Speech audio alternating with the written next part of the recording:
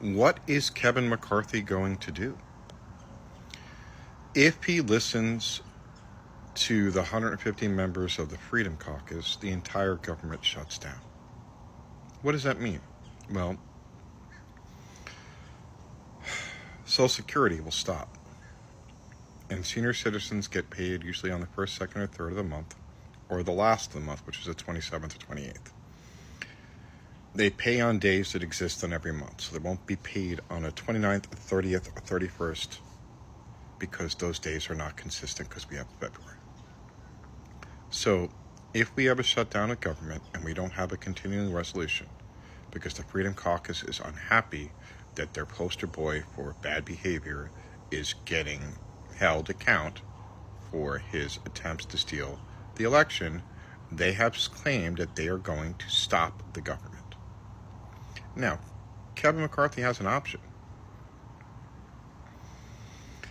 He can meet with Hakeem Jeffries and come up with a deal. It would mean sacrificing everything the Republicans want. Kevin McCarthy doesn't have the backbone for that. He's not a politician. He's a talking head. And these same people are at the same time calling for this two-tier system of justice. Donald J. Trump is a citizen of the United States. He is not any more special than the rest of us. He is a wealthy white man, and that has given him unbelievable abilities to get away with bullshit.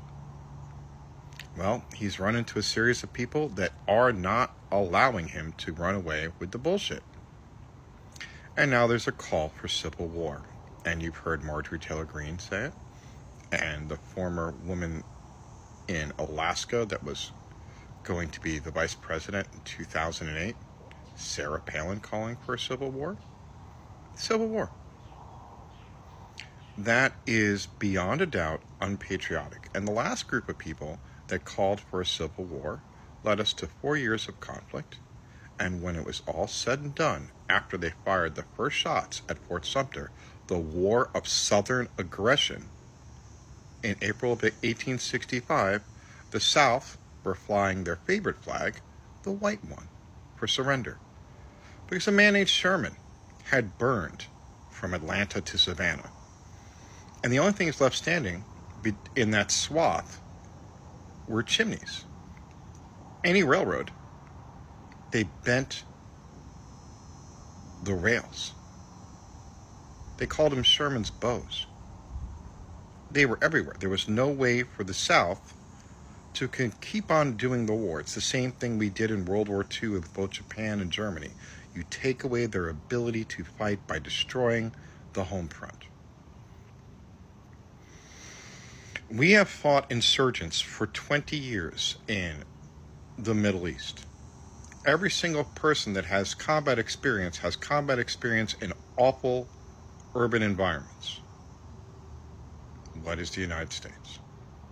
And if you think that you were to sit in Tennessee or Kentucky and have your little insurrection following someone like Marjorie Taylor Greene or Matt Gaetz or even Sarah Palin, and you think that the United States will show you any quarter? Really? How many dead Muslim people are there in Afghanistan for areas we thought there were terrorists and we bombed indiscriminately? I mean, we tried not to kill people, but people died. And military people will tell you that all the time. We are so much more careful than we used to be. The United States dropped so many incendiary bombs on the city of Dresden that it melted the asphalt. Asphalt melts at 1800 degrees. This is the U.S. government when we go to war. We are not kind to our enemies in conflict. We are very kind. After the fact, we'll rebuild you. We need to rebuild parts of the South anyway. If a group of people that's that crazy wants to take on the U.S. government, have you not learned historically? We could have won Vietnam in a month. Or anything going on in the Middle East. We didn't because we don't come in with nuclear weapons. We can. There's what, 10 countries in the world with nuclear weapons? It's us, the Soviet Union, former Soviet Union, China, Israel, wink wink, England, France, India, Pakistan, probably Iran. Do homegrown terrorists think they're going to be treated nicely?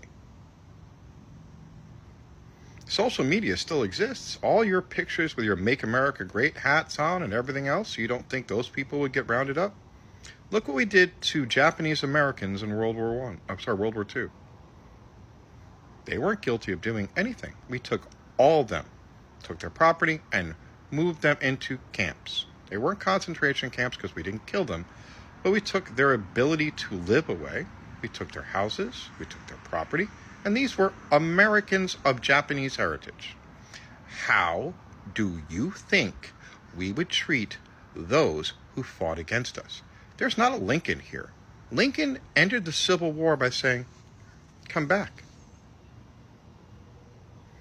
His vice president got every single member of the Confederacy to come down on one knee and get a pardon. He loved it. You're not going to get that twice. Not at all. There are plenty of people, it's over 80%, that don't stand with MAGA.